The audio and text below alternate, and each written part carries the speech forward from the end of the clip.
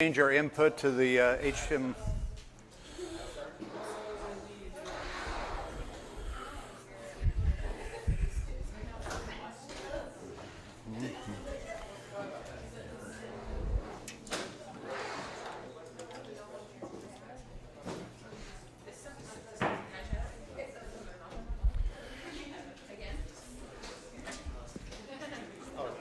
Yeah.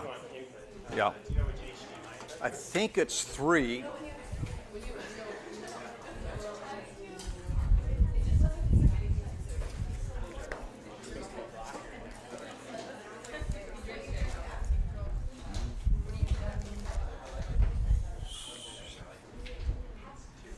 Somebody left their outline yesterday, and we don't have extras, so you might have your outline. Thank you.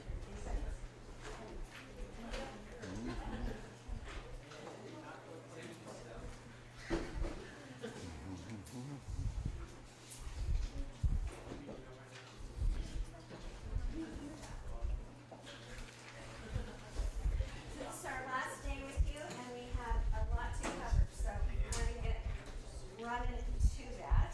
Let me get this out.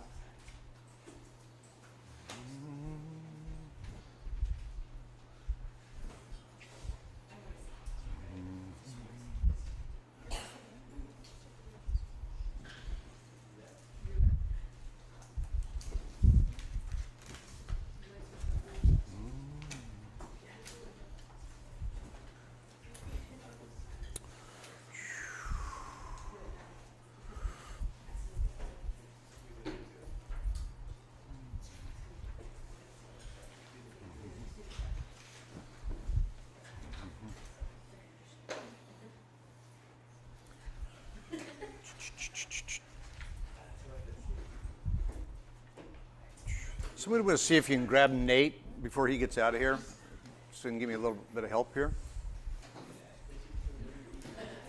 If we didn't lose him already.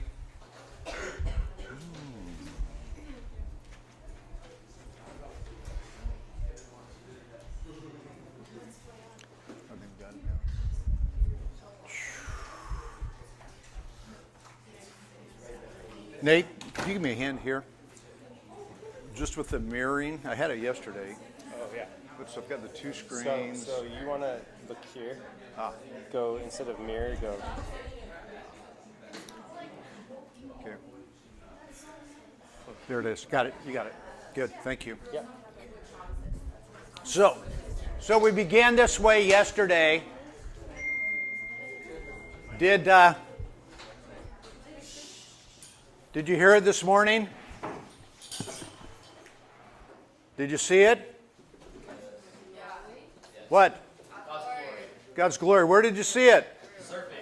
Surfing, absolutely one of the best places in the world. Yeah. Isn't it amazing when we begin to think about the fact that God has created everything around us to reveal Himself? If we attune ourselves to that, all of a sudden we wake up in the morning, we begin to hear it, we begin to see it. How about the other side? Where we talked yesterday and the day before about the idea of the between 2 trees. John talked about it a little bit as well. The idea that the tree of life in the beginning of time, the tree of life at the end of time, and between the 2 trees, Apostle Paul says the whole world is groaning. The whole world knows that it was created for what was over here, and ultimately it will be over there. At the end, that God will bring His kingdom to reign on earth. But in the midst of that, we experience this idea of groaning. I mean, that's what makes relationships, that's what makes dating, that's what makes choosing a mate challenging. You were singing the first song. Who was leading? What was the first song you did? It Is Well. It Is Well. Do you guys know the story of that song? Yeah, raise your hand if you know the story. Look around, see who these people are. Come and talk to them afterwards. You want to understand what the whole idea of groaning is. We're going to come back to that. But this morning, we want to pick up some pieces. We want to kind of move on through this idea of what does it look like to choose a life partner. Not just dating just for the fun of it, not dating just because it's what people do, but really the idea of how do you pick a partner and move forward. One thing that we want to say before we do that is you guys need to understand the context of what it is to come here and to be a Anchor House speaker. I mean, you get invited and it's like, hey, this sounds really cool. Then you get here, or you do your preparation to get here, and it's like, hey, we're going to go speak to a group of students. And then you get here and you begin to get to know people. And you begin to not just know people, but you begin to really hear their stories. And you begin to love them and love their stories. And so for us, it's just been an incredible privilege for us to spend the week with you guys, to share some thoughts from God's Word, to share some thoughts from our life, our experience. You need to know that you guys got a great thing going here. I mean, the community that you have, I mean, it's the curriculum will change your life, but what you're experiencing in community here, what you're experiencing with leaders and mentors, it will change your life. So we just want to say thank you, and we're not gone yet, but we'll be leaving tomorrow morning. But you need to know that for speakers who come, we come with that idea, just going, hey, this is going to be good to talk to some students, and then all of a sudden when those students begin to have faces and stories, and we hear your life and you share your life with us, we're just really grateful for who you are.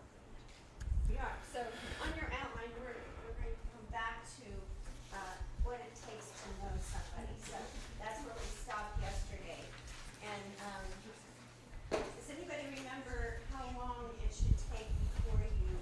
Yes. About 90 days. About 90 Boy, you're such a, Isaac, you're amazing. It's on the screen there, but you did get it. You know, I think it was from your memory, so good job. And I put it up here because this is as far as the relationship should go in the first 3 months.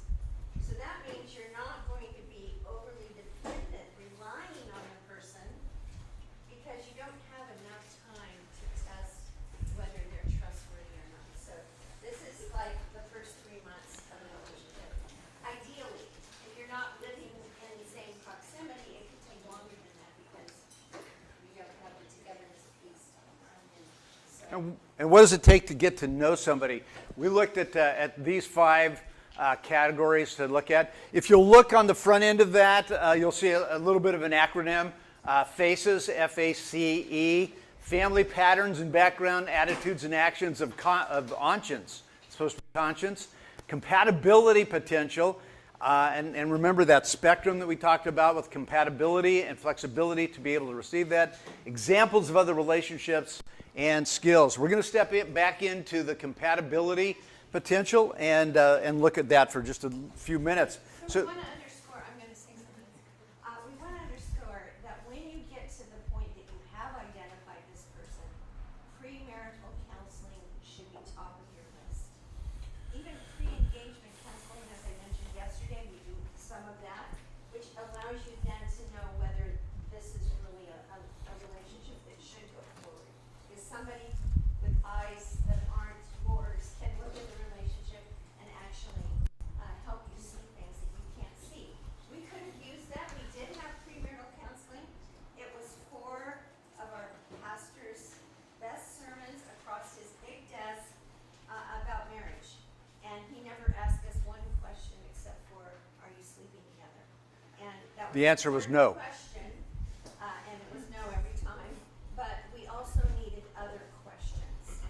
He needed to ask us other things that would help us explore our relationship. So premarital counseling, we think the best way to do it is not in a big class. If that's all that's available, do that. But we think the best way to do it is to get a couple like us to do your premarital counseling. Then you have the female perspective and the male perspective. It's a very balanced way to do that. So when you begin looking for the areas of compatibility, what do you need to look for as far as compatibility? I mean, that's a pretty broad category. There's a lot of people that just kind of look at it, and in fact, a number of years ago, there had to be the idea in divorce court, there had to be a lack of compatibility as part of the reason that you would apply for a divorce.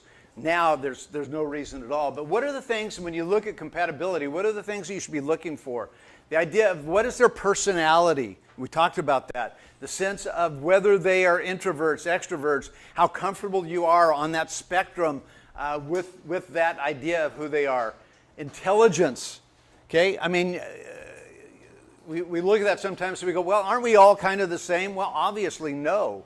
I mean, you begin to look at that and you find somebody, if you're a person of just incredibly high intelligence, the fact is it's going to get pretty boring if you choose somebody who doesn't think, who's not intellectual, who can't kind of think their way out of a paper bag. You're going to need to have somebody who has a compatibility of that area of intelligence. Awareness of social settings, self-awareness, we talked about that, Rhonda used that term.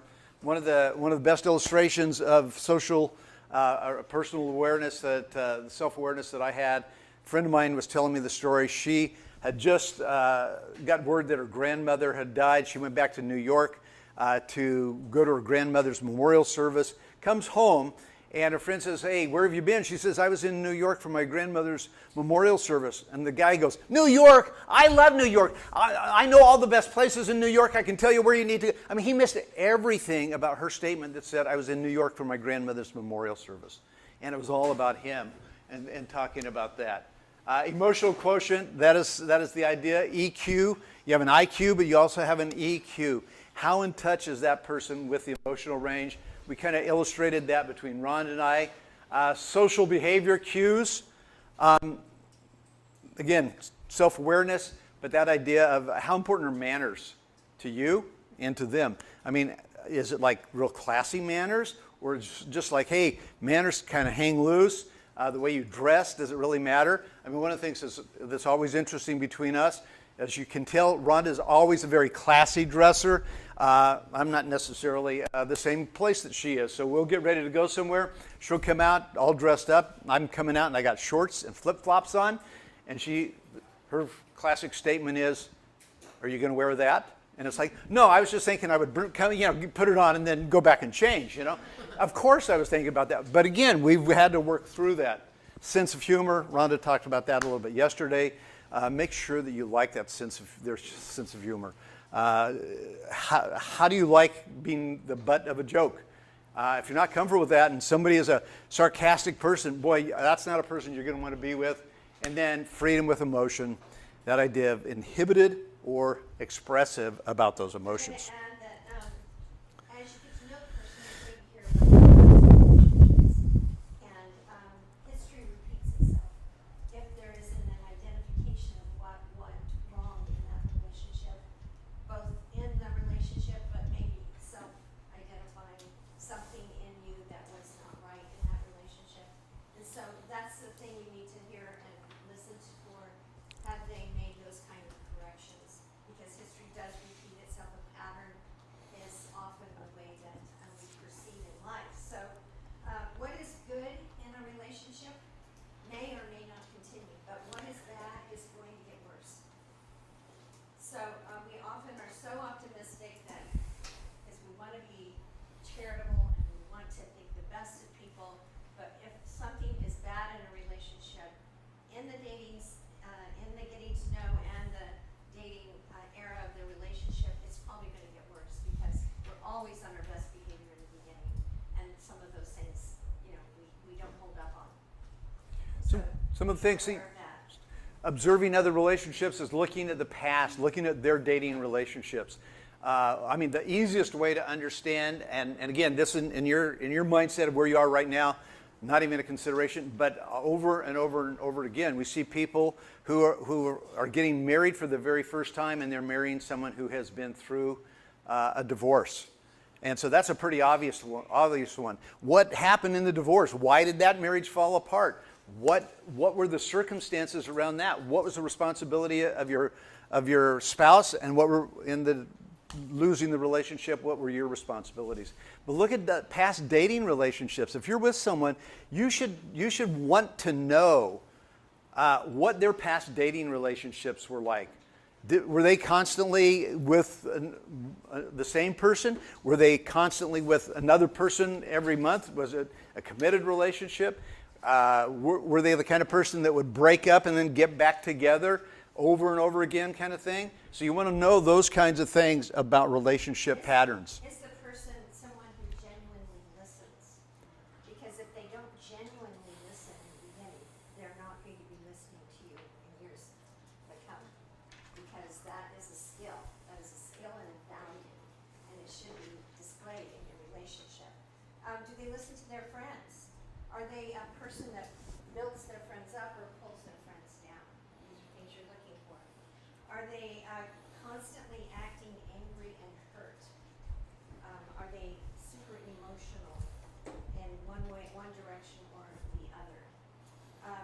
Also, do they initiate activities and have energy for the relationship? So if in the beginning you find that you're the one that plans everything and the other person is not contributing, that's a red flag that that's going to be the way the relationship's going to go. That's not going to just suddenly grow roots and start growing. You need to know that you have that kind of a person that's not passive, a person that's really initiating the relationship. And do they address conflict, or do they know how to problem solve in a positive way? So those are also skills that you need to look for. And if they don't, and if you don't, that's something you need to look into. And we have a great book to suggest for that for you as well. So we're going to give you some of those skills here, because the next area we're going to talk about is communication, which is a skill, a key skill for a relationship, as you could well imagine. So the idea of communication is the idea of being able to clearly get your message across to a listener.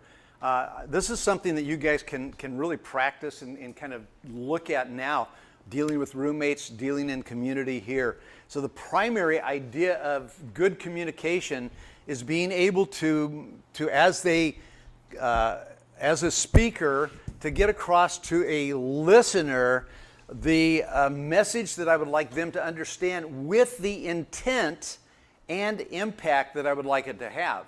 So the sense that if I just get the information to Rhonda, if I look at Rhonda and I say, hey, just want to let you know, I love you. I mean, what is she going to pick up from that? I mean, it's like, well, yeah, you should tell your face that, you know. How do you begin to get that expressed to them? But if I come to her and I go, I love you. I mean, that's like, are you kidding? How could I ever love you? You know? But what is the intent or the idea that says, There's a lot of people here. oh, why are you blushing? Because I just do. I love you. I mean, so the idea is for the speaker to get their message across with the intent, the direction, the purpose that you want, as well as the impact. This impact that I want her, that's exactly what I wanted her to feel. I wanted her to turn red. I wanted her to blush, and I wanted her to giggle, but I wanted her to know I genuinely mean that. So the message, the intent, and the impact. The other area of communication is the idea, are you able to resolve conflict? One of the things about a Christian is that Christians are not just peacekeepers. Peacekeepers, when you're in the middle of a conflict, it's like, hey, we got a conflict, let's just get it done with, and let's get on with life. And so it's like, hey, I'm so sorry that happened, and can we go on? But at the same time, I'm not taking any responsibility. We're not defining what the conflict is about. We're just looking to keep the peace, not make peace. Christians are peacemakers in the midst of conflict. So how do we get to the idea? What is the purpose of relationships for a Christian, whether that is in the body of Christ or whether that's in a guy-girl relationship or in marriage? What's the purpose? To glorify God, and we glorify God in relationships by moving towards intimacy, union, oneness. And so it is the idea that it's not just keeping the peace, but it's making peace between us. So we want to teach you a couple of tools. One of them, the truth is, both of these tools we learned in a class and began teaching them in therapeutic and counseling sessions, classes like this, but we didn't necessarily use it between us. All of a sudden, we began watching it really work, and it really made sense. And so then it was like, oh, maybe we should do this. So we want to talk about conflict resolution and introduce these ideas to you. So this is a tool called XYZ. In the beginning, you're going to think, this is really good.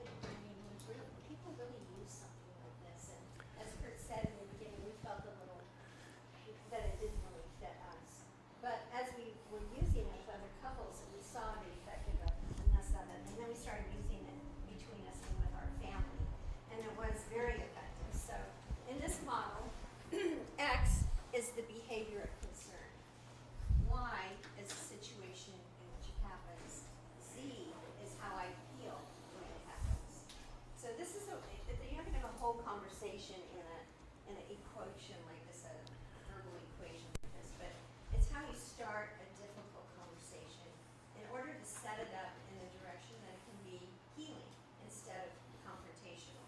So, in our situation, let's say, Let's give the whole story. well, so Curt is spontaneous and fun-loving. I told you that yesterday. So sometimes he invites 15 people to dinner, and I don't know about it until like the day before, 2 days before, and it causes a little bit of problems. You know? Can you imagine? This is a situation in which he invited 15 people. I'm just finding out about it from a friend, not even from him, and so. Instead of blowing up, I'm going to use an XYZ statement that's going to help me give accurate information, not extraneous information, not a lot of bluster. There is still emotion, but you're going to see how this is effective. So, Curt, can I talk about something important? This sounds serious. Yeah. When you withhold important information, like me just getting a call from Lisa that 15 people are coming on Friday for dinner, I feel frustrated and I feel inadequate in my ability to pull it off. Sure. I can understand that. Yeah. Yeah. Okay, so it's not a time for him to explain himself. It's a time to receive my statement. We obviously need to talk about it more, but this is the setup for a difficult conversation. So, not saying that there's no emotion. We're not sweeping it under the rug. There's still emotion, but I've given accurate information instead of just blowing up and giving him, verbal vomit of my anger and what I was thinking all day as I was waiting for him to come home and blast him with this. Instead of that, I'm using this XYZ statement that sets us up to have a healing conversation. On the other hand, he's not going to rebut now. He probably has some good reasons he's going to bring to the table, but not time to bring that. He's just going to receive the statement. And the receiving of the statement is validating the person. It's not validating their opinion. It's just validating their communication, which is a really important part of communication. If you've ever had a conversation, a difficult conversation with somebody, and they really disregard you, then you are feeling that feeling of, I'm not validated here. I'm not really heard here. So this allows you to feel heard and then move on into conflict resolution. What that also does, though, did you notice the way that Rhonda did that? Hey, there's something important that I want to talk to you about. Chances are, it wouldn't start necessarily that clear and beautiful. You know, I mean, when the real situation happened, I came home from a day away, and Rhonda had just gotten off the phone with this friend Lisa, who said, "Hey, listen, I'm coming on Tuesday night, which is 3 days from now. What do you want me to bring?" And Rhonda's going, "Bring for what?" Because she had no idea what it was that we were doing. And so we ended up in this heated argument until finally Rhonda slowed down and she said, "Hey, listen, this isn't important enough that we talk about it." So did you hear what she said? Can we talk about something important? Think about that in the last conflict that you had, say, well, maybe you guys haven't had any conflict with your roommates since you've been here, right? Or anybody else. Well, think back to that. Think back to the conversation, the conflict that you had, and what was going on both sides at an emotional level. Think of that for just a minute. If you were to say, "Hey, listen, let's just cool our jets for a little bit and back off here." What if we had a conversation that, like Rhonda started it, that said, "Hey, there's something going on here." I mean, if Christians are peacemakers and not peacekeepers, it's like, how do we find peace between us without just somebody walking away going, "Man, I gave up the whole store. I gave up everything. They won. I lost." So Rhonda says, "Hey, can we talk about something important?" What we agreed to, setting rules of engagement for us in our relationship, is that we would use this tool. So when she said, "Can we talk about something important?" I knew that I was looking for 3 things, X, Y, and Z. X, Y, and Z. So one I knew that I was looking for was what's she concerned about? What's bugging her? When and how did it happen? And 3, what is she feeling? All of a sudden now, what am I getting here? I'm getting clear communication because she is giving, as the speaker, she is giving me a message with the intent and the impact. If it was the first and I walked through the door and she's just going, what the heck? You know, we're having a party at our house, 15 people. I don't even know what's going on. Lisa called and, I mean, is the message getting across? No. Is her intent getting across that she wants to be a peacemaker? No. Is her impact getting across that she says, hey, we need to correct that? No. Where am I when I walk in the door and she responds that way? Man, I'm defensive. It's like, yeah, let me tell you some things where you screwed up, you know? And so I get that defensive. So this moves us away from that defensiveness, and she gives me this idea that says, hey, here's the behavior. When you, she didn't say this, but when you fly by the seat of your pants, or when you invite 15 people over and don't tell me these kinds of things, in a situation like this coming up next Tuesday, it makes me feel unprepared, and that I'm not ready to step into that. And so now I've got a hook. It's like in my brain, I've got a hook for each of those things to land on. Can I just refer to yesterday when we talked about the amygdala when he did that, whoa, and you guys all jumped. That was your amygdala firing, fight, flight, or freeze. And what happens when we get angry, when we're emotional, that's what's firing out there. So to use an XYZ statement, I have to think through my feelings, and it has to come here to the frontal cortex. So I am using my logical thinking to come up with what I am really angry about, and honing it down. Because a lot of times in our anger, we say things we don't need to say, or there's all these rabbit trails we can go down, and we're injuring each other in the process, instead of really getting to the business of conflict resolution, which is the aim of this exercise. So it helps you to cool it down, say what you really mean, and then get on to the business of correcting it. When you're in the process of choosing a partner, one of the things you want to know is how do they deal with conflict? And are they willing to learn and grow? That idea of teachability. So looking for someone who's willing to grow with you. So some counselors that we have respected in the past, great, if you come across their work, the Yokoviches, Kay and Mila, they are very excellent in terms of giving these kinds of, they've done a lot of research, and it helps us understand where we might be on the spectrum. So let's put that up, or do you not? No, it's not here. I don't think. So one of they have 4 types that they have created, and what, you know, the home that you came from, or what your marriage map to this date might be because of the home you came from. So the first one is avoider.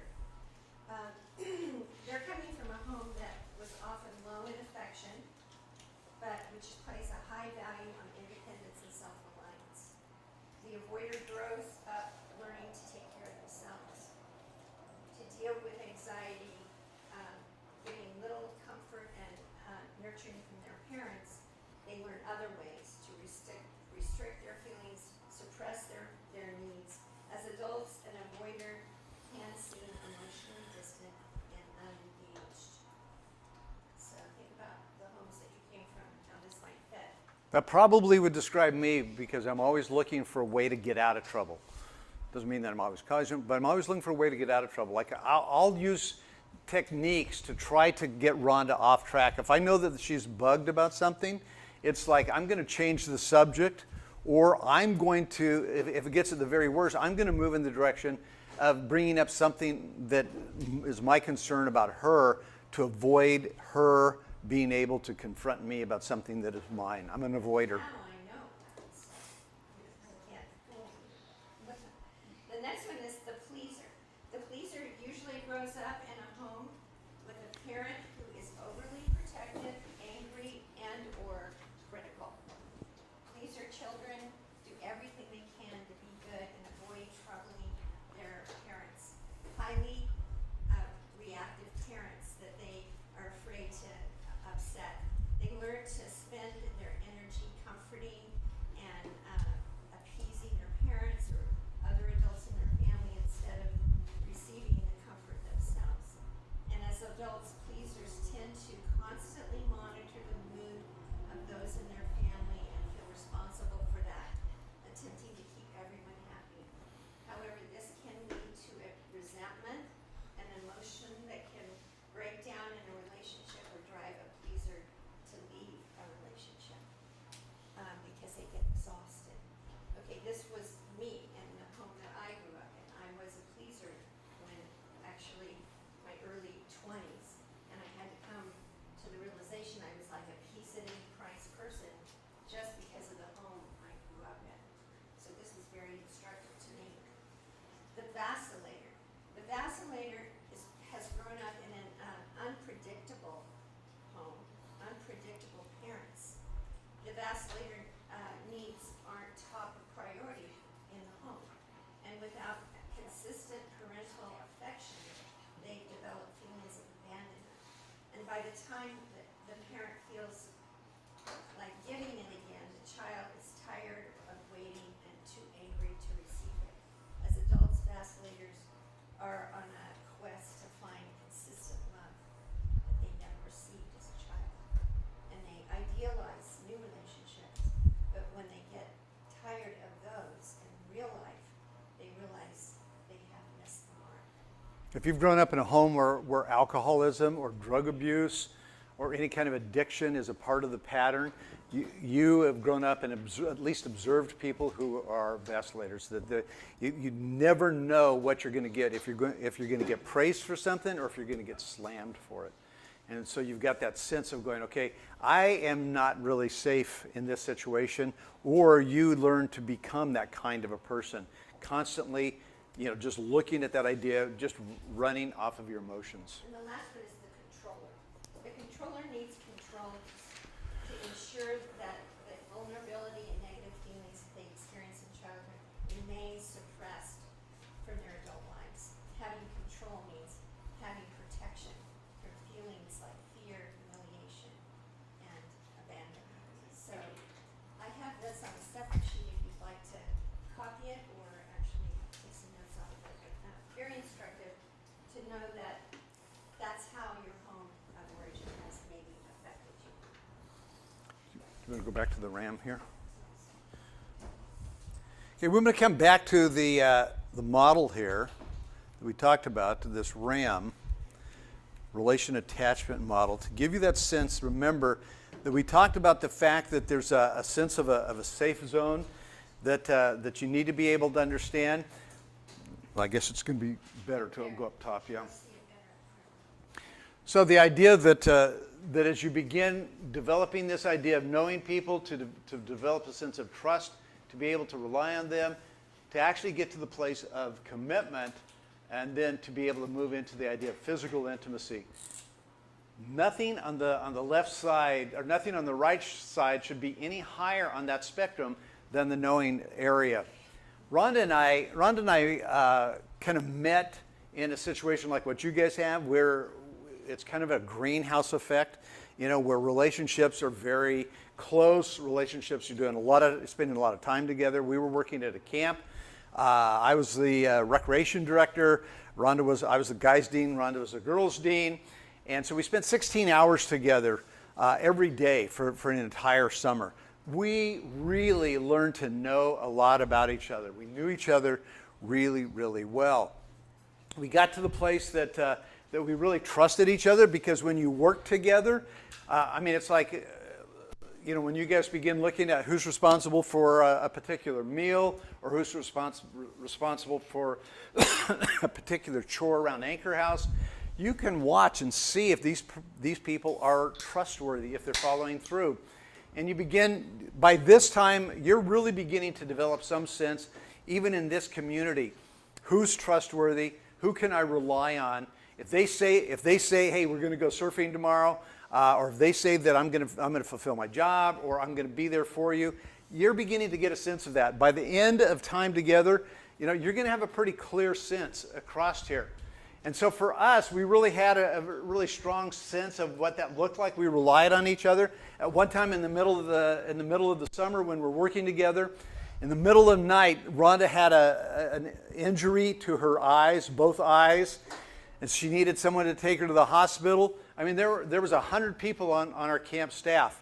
But because of the relationship that we had with knowing each other, trusting each other, she knew that she could rely on me. So she comes over, actually she crawls across, because she can't see. Hard contact lenses, it used to be only contact lenses in those times. And they made blisters on my eyes. And then my eyes were closed and I opened my eyes, the blisters. And it felt like thousands of pence. That's enough. I don't need to hear anymore. That just makes me hurt. So I had to crawl somewhere to get somebody to help me because I didn't have a roommate at that time. So she actually crawls across camp on her, just feeling her way over, knocks on my door and says, "Can you take me to the hospital?" Of course. And she knew that she could trust me for that. So we come to the end of the summer, after the end of 3 months, we're really great friends. We're great co-workers. We trust each other. We know each other. We can rely on each other. Then we begin to move into some areas of emotional trust, really sharing our lives with each other. At one point, I told you that Rhonda's very in touch with her emotions. I'm not. At one point, as Rhonda began helping me with that, I gave her this illustration. It's a silly, crazy illustration, but I began to have this freedom to know what I was feeling and to even say that to her. And I told her, I said, it's like when I was a little kid. We would have these the gutters, the rain gutters in our streets, and we'd get a heavy rain, and I'd come in and the water's running, and I would make a dam with my feet, and then I would jump up and let the water gush through. I said, that's what I'm feeling right now at that emotional level. I've never been able to express that to someone. I know that I can trust you, and I'm being able to express that. So we both of us are opening up and get to know each other's family a little bit. We're ready to go back to camp the next year. So we've been together now for a full year. And so at that point, Friends, not together. Yeah, but Rhonda's realizing, well, it's more than friends, because Rhonda's getting to realize, hey, listen, this is a serious relationship. I need to know where I stand, and I need to know what he's thinking. And one of the things that Curt shared during this time of building trust and relying on him that really impressed me was that he said, I'll never tell a woman I love her until it's the woman I'm going to marry. And I love that. I felt like, wow, that's so good, because then that gives it so much more meaning. It's not something you just toss out there. So I really respected that. But it also was a kind of a bit of a setup, because I was wondering, okay, the only thing he ever says about me is that I'm a really great girl. She is. She's a great girl. You can tell that, can't you? Am I on the spectrum towards, I love you, or, where am I on the spectrum? And that was what was hard, was I didn't know. It seemed like the relationship was growing, but am I ever going to be more than a great girl? So in that, the whole idea of self-awareness, I was not very self-aware of what was going on inside of me. So basically, Rhonda lays it out, puts her cards on the table, what do you call it, a DTR, defining the relationship. And she says, hey, here's what I'm feeling. I'm really finding myself falling in love with you. Where are we? What's going on? Guys, take a lesson here. This is not the right thing to do. So she tells me, I want to define the relationship. I want to know where we are. I'm really finding myself falling in love with you. And I said, well, I really, really think you're a great girl. And I can't respond to that. And I really can't respond to that right now. In fact, I think I need to date someone else. Sorry, I'm a bad guy. I know it. So I've gotten better. You can imagine on the chart, where would I be? I'll live up. Right down here. I thought we were somewhere but we weren't. So then I was like recalibrating. Okay, I read that really wrong. And but I wasn't, devastated, because we weren't dating, and there was no commitment that was ripped out from under me. It was one that I assumed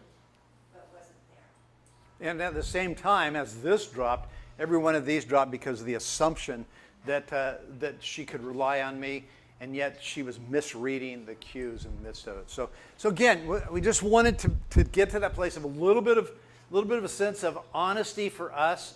Let me just back up for a minute now.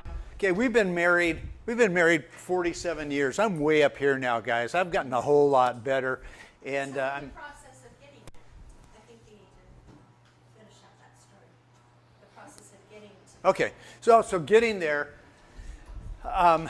So this idea in my mind that I'm not going to tell a woman that I love her until it's the woman that I'm ready to marry.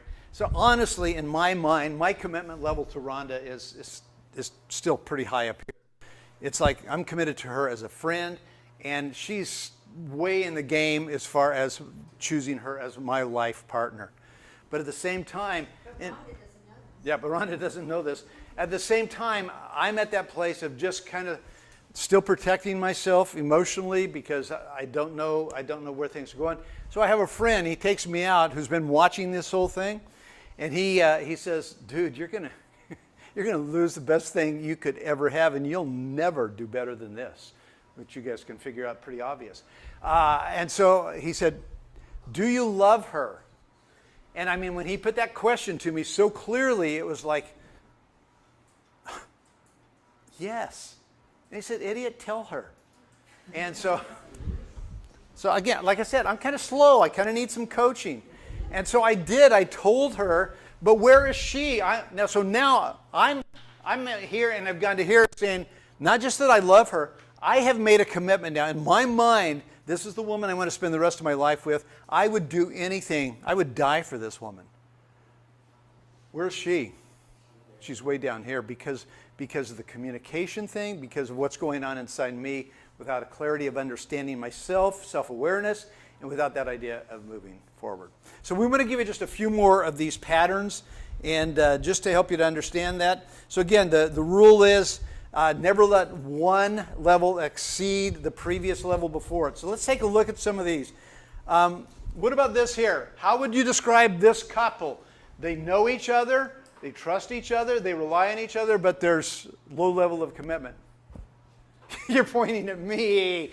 That's not me. You're right. You're right. Anything else that you could tell us that just by looking at it that you might know about this guy, this girl? Yeah, Ben. Friends, good friendship. Great friendship, yeah, and so it's really growing. Allison. The rely is a little bit, it looks higher than the trust, or at least the same level. It's Yeah. definitely lower. Yeah, which it's almost ready to exceed that, which breaks the rule, right? Yeah. Yeah. Anything else? What do you see, Rhonda? I appreciate that there hasn't been any touch. Yeah. So there is, some protection to the person that is waiting for the commitment. Yep. Yep. It's assuming that somebody's waiting for commitment, though, Yep. in this relationship. So you're absolutely right. It's me. It is the idea of high risk, commitment adverse. Very frightened to be able to commit myself or whoever this person was. That would be true about them. And the really beautiful thing is that Curt really valued this decision so much that he didn't want to make a mistake. And that was what really led. That he didn't want to make a mistake, and he wasn't very self-aware. Both of those things led to this kind of, misunderstanding or miscommunication between us.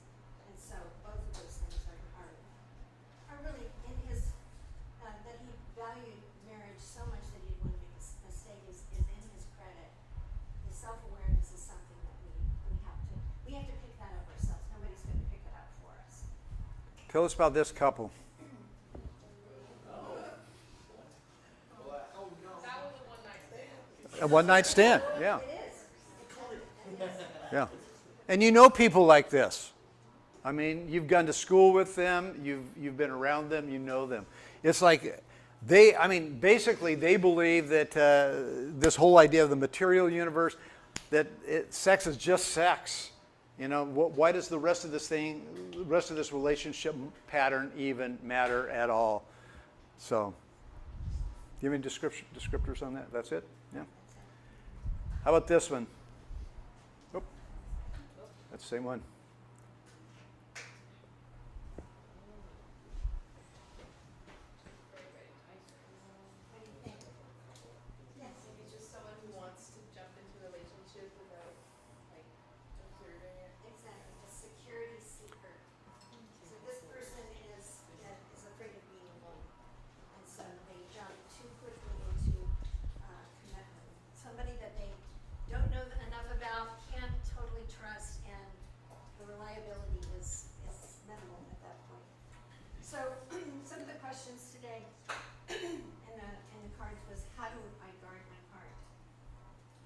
is one of the ways, is using the ramp. Never letting one area exceed the other of knowing. So that is how you guard your heart. I did guard my heart because even when he said I think I need to date other girls, and he wasn't dating me, it was a shock, and it was a surprise to me. But I wasn't angry because I always held the relationship as, Lord, I want the very best for my best friend. And if I'm not it, then please remove me from it, because that's not the best. That's not his best, that's not my best. So having that mentality as you enter a relationship saves you from all of those really heartache kinds of breakups that you can have. And that's part of guarding your heart.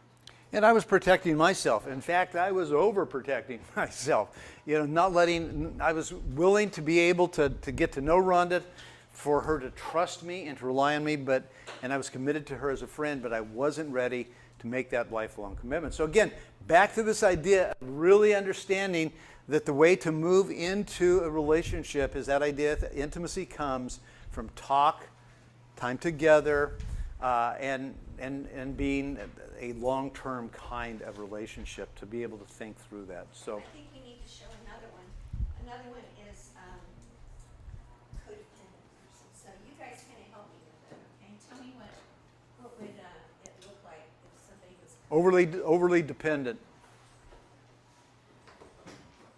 Where would their knowing be if they were highly dependent?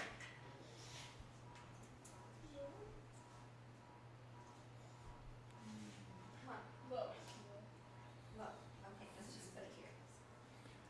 Okay? Trust? Well, that's not working. There it is. Where would trust be? Hello? Where would we? Relying, overly dependent, ready to also here jump into commitment, but it doesn't make sense. It's not validated by the knowing and the trusting. And so this person is really set up to have a codependent relationship. Is probably something that they've observed their whole life in their home of origin, and they haven't addressed it. Okay, let's just take a break for just a minute here. Questions specific to this? Anything in your mind coming together as a question? Yes? Sorry, how long was it from when you said you wanted to date someone else to when you confessed your love for her? It was like 10 days. Yeah, great question. That's stressful. Yeah, it was like 10 days. The fact of the matter is that I said at that point, well, when you said that, I just started praying, God, close my heart to this, because I have a job to do in ministry, and I can't be like worried about this. This is not why you have me here this summer. And so I was praying, Lord, just help me set this aside and move forward. But again, that's what happened. And So he said that.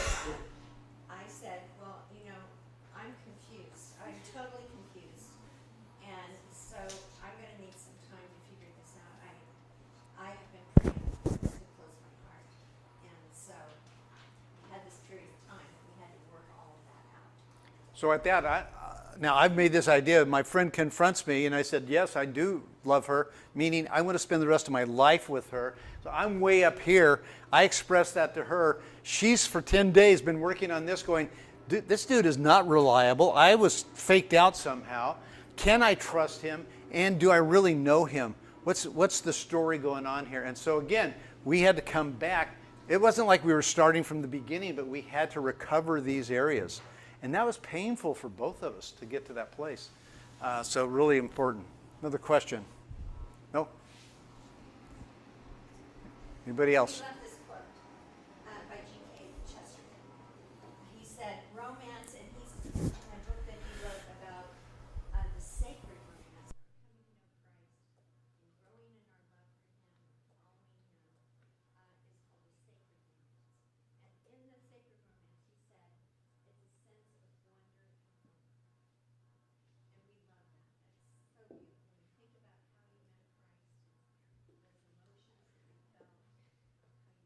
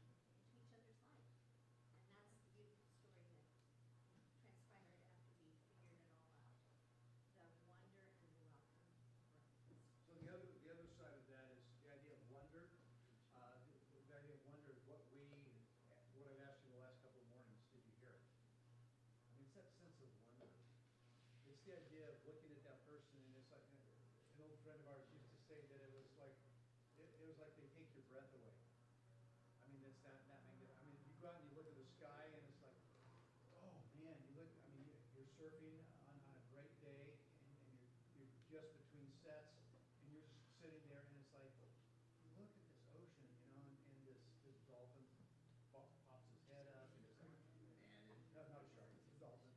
And it's like, this is amazing. And then the wave comes, you catch the wave, and it's like, oh man, this is incredible. So that's that sense of wonder. He actually says it's like you look at this person, and then you go, oh, she's awesome. She's really awesome. That's that sense of wonder. But what about the word welcome? Think for where we have been talking. What does welcome also sound like? Sounds like a dance. What do you do in a dance? You make room. You welcome somebody. So it's that sense that all of a sudden it's like both of you look at each other, and it's like this sense of, oh, she's awesome. He's awesome. And then all of a sudden you realize even through all of this crazy stuff we just described to you, when my friend confronts me, finally I'm at this place and I'm just going, man, I'm not only making room for you, I'm making giant room for you. Come on in. And for her, after 10 days, after some time, she works into it, and we make room for each other. And we move into some really powerful, beautiful stuff. We use this with couples that are already married. As some of you have shared about your parents' relationships, what often happens in the busyness of life and the raising of children and the launching of businesses and just the busyness of life, people stop wondering about each other and they cease to welcome each other. And you might have witnessed this in your home. And that's what's happened, is that one of the questions is it bad to marry early? Is it dangerous to marry early?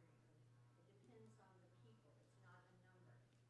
But what the people, whenever they marry, have to do is build dedication into their relationship. Because if you're just on autopilot in the long haul, you're going to have separate directions that you're going to be drawn into. You're not making room for each other in the dance.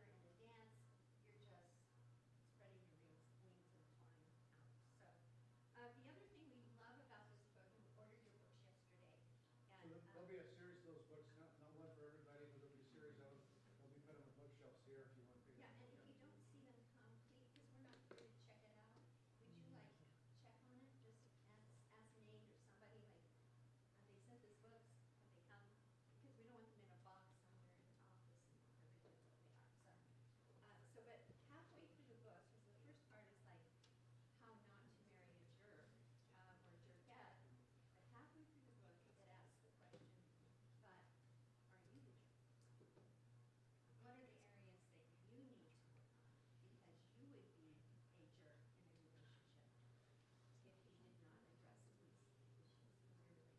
So that question being asked, you have maybe discovered in this time that we're talking about some things that you need to work on.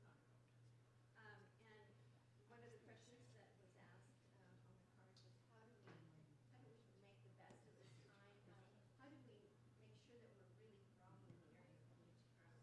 And one is that insight, you know, that insight from God, seeking His Word, seeking counsel, finding a mentor, so important. And there's a plethora of people you can choose from. Probably won't have this many opportunities any other time in your life. So take advantage of finding somebody to mentor you when you're there. Well, even with that, one of those things, so you guys know the couples that are around here, you know, Nate and Allegra, you know, Rick and Lauren, you know, Kyler and Morgan. I mean, there's a ton of couples around here that have got great marriages. Initiate a conversation with them. I mean, we've seen a lot of you guys connect with Ed, Marguerite, and Buzz. Just saying, hey, listen, could we get coffee with you as a couple? We just want to know some things about your marriage. We have friends that are part of the church here, and they've been around Anchor House. Some of you went and pulled weeds over at their place. Dan and Lynette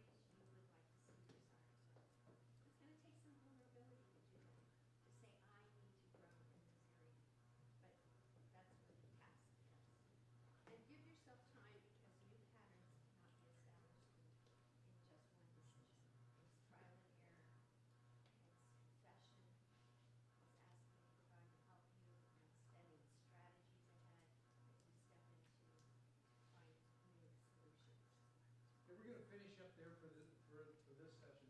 We really do want to encourage you to ask the question. I mean, you've seen some of the characteristics of a jerk. It's really important to ask yourself, am I a jerk or a jerkette? If you've got enough guts to do it, ask one of your friends. What are ways that you see me really act like a jerk? And maybe if you've got enough of a friendship with one of the ladies, guys, or ladies with one of the guys, just ask that. Just say, hey, am I a jerk? Probably a little early in the term to be able to do that. But down the road, that would be a great thing. Just to say, hey, I need some insight. That would have helped me a lot. In fact, that's what my friend said to me. I mean, he didn't put it that way, but he said, dude, you're a jerk. You're going to lose the best thing that you could have ever had. So at 11 o'clock, we're going to come back. We're going to spend some time on the questions and answers, and we're going to spend some time talking about sexuality. And so one of the questions between now and 11 o'clock, we want you to think of is, what are the purposes? Why did God create sex? Okay? Why did God create sex? And we'll be back at 11 o'clock with that question and answer. We'll see you then.